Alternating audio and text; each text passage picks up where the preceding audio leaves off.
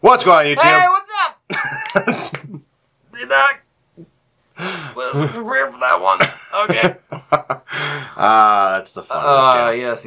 So, we're doing an album discussion because that's what we do now. Yeah. Apparently. I mean. Yeah. We have fun. They have fun. Yeah. So, you'll probably notice a little lack of Ghost on the channel lately. But that's because, what are we doing? We knew that we were just going to review the album as a whole, so reacting to the one-off songs just didn't make any sense.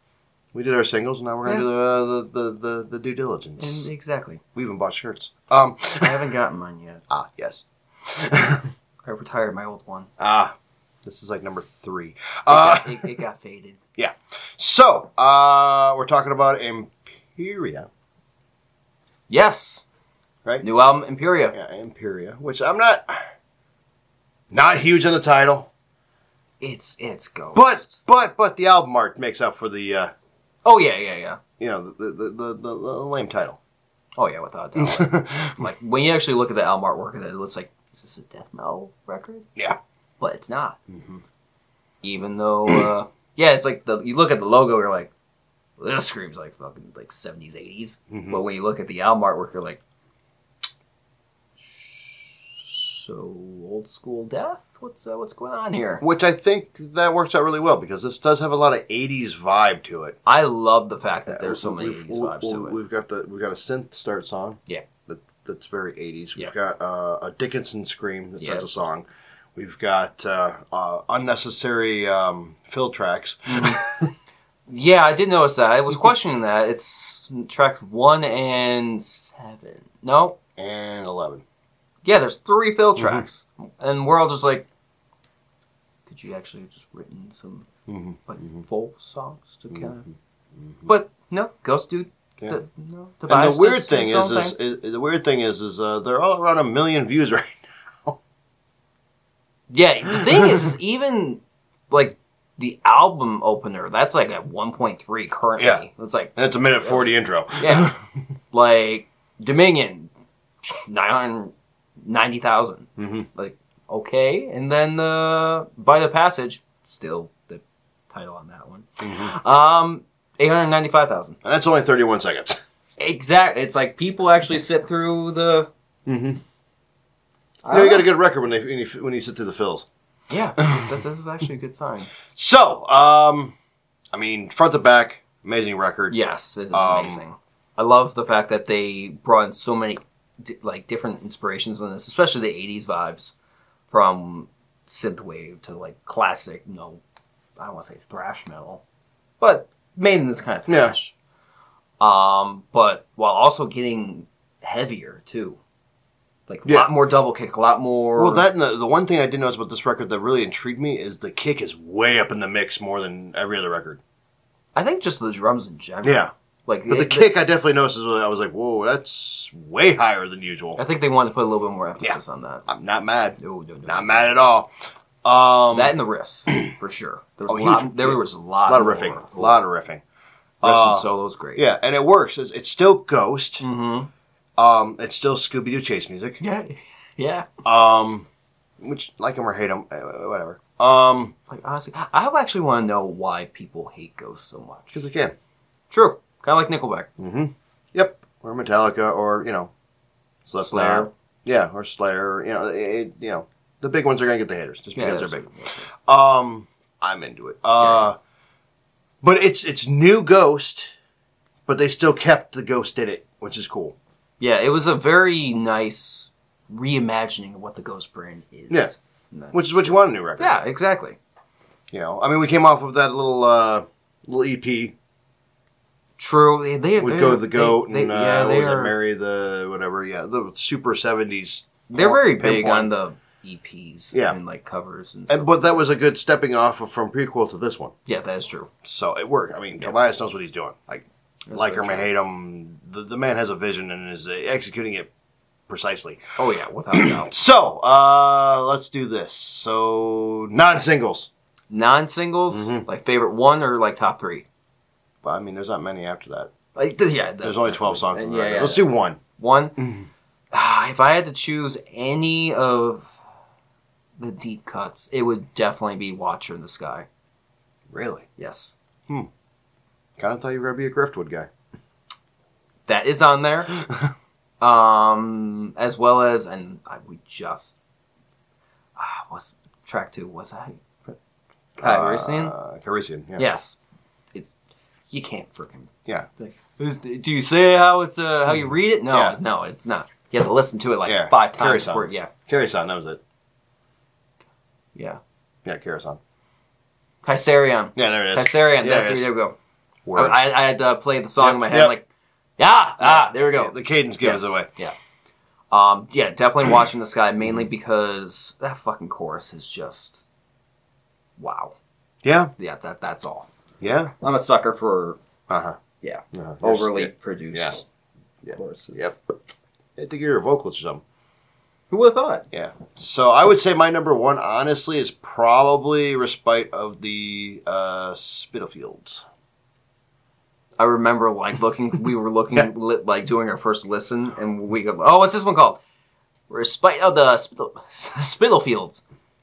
Come again? And we're like, but it fits. I said what I said. Yeah, I would say that was a great closer. Mm-hmm. At like closer. Almost 7 minutes. Yeah, it doesn't feel like 7 minutes. Mm-hmm. So Darkness at the Heart of My Love too is really good. Which is a straight up like Type O. Yeah. Vibe love song. Well, I mean, Ghost has always had like those typo. Well, yeah, I mean it's kind of part of the course essences. of the brand. But that one was definitely on point. I was like, wow, Typo could cover this and nobody would know. Yeah, true. I mean, honestly, that one in particular, I think that was where they like took their Typo and Blue Oyster. Mm-hmm. Well, my grand Ghost has always kind of been built on like that classic like Sabbath and Blue Oyster Cult styles. But I think that's where they were like, let's throw a little bit more goth in this one, and that's what they got. And it came out perfectly. Oh, without a doubt. I'm not complaining at all. So, but favorite single, still, Call Me a Little Sunshine. Really? Yes. Huh. I did like 20s though. Yeah. That one, there was some hokey lyrics in it, but it was a fun song. I think it's supposed to be hokey. Yeah, exactly. Yeah. So. I'm still a Hunter's Moon man. All right. Oh, the one that started off with this record. Mm-hmm. Okay. Just because of that dropout and like the chorus and that Hunter's Moon, I was like, yeah. Not gonna lie, when Tobias actually does go into when it's a Hunter's Moon, like that low, like Hunter's Moon, like it does, it gets you. And like, I had to stick with it. I couldn't walk away from it. Yeah, I honestly, you can't. Once when we reviewed Call Me a Little Sunshine, like, and we knew what it was like. Oh, he's just calling him a little Satan. Mm-hmm. I'm like, that's me. Which is fun. That's right there. Which is fun. Don't get me wrong. It's probably number 2, but Hunter's Moon. It just that was a great way to start this record. Yeah. Well, single wise, it's actually number 5 on the record. Yeah. And plus, like, no, that one's in regards to like Halloween too. Mm-hmm. Which honestly, I didn't think it was gonna be on the record, but it fits. With the entirety of the record. No, this is a good, well put together record. Yeah, there's no weird artificial suicides in here. Hey, that song, Bad Omens. That song is still growing on you. Okay, I know, but it doesn't fit. I know. You can like the special. I know. But no, this record is just probably one of my tops of 2022. Oh, it's top 2. Like this so far, it's this one, Bad Omens, and The Weeknd. Wow. Okay. Well, that's so far. So far. I have a couple slots already pre-saved for a couple bands. Emotionless in White being one. I think I don't know what else I have. Oddly enough, I think maybe Papa Roach. That's weird. If you listen to it, we'll get there. Yeah. So right now, I sit at this is probably number 1, and Bad Omens is number 2, which is still weird because you hated Bad Omens and Ghost like years ago too. You're like, I don't get why people listen to him. You're like, fuck. Yep. Exactly. Yep. Sometimes things happen and you go, it clicks. Yep. And so I'm glad to say I have witnessed both of those. You're welcome. Yes. Now we gotta witness them live. That would be an amazing show. Yeah. Oh, can you imagine Bad Omens and Ghosts? It would work. That would be so weird. I'd be like, $300 tickets? Don't care. Yeah, but here we go. Just do the fry. Just take my money. Yeah, shut up and take my money. So, yeah, if you're not a Ghost fan, I'm sorry. I'm sorry. I don't know what's wrong with you. If you actually, like, if there's any Ghost haters that do come and watch this video and we're like, oh, they're going to trash it or whatnot, I will actually give us a very decent reasoning why you do not like Ghosts. Yeah. I'm very curious. Yeah, clue us in. But if you even somewhat like spooky Scooby-Doo music, you should be listening to these guys. This record's amazing. I stand by it. Front to back. Yeah. Phenomenal. Yeah. Might be album of the year for me.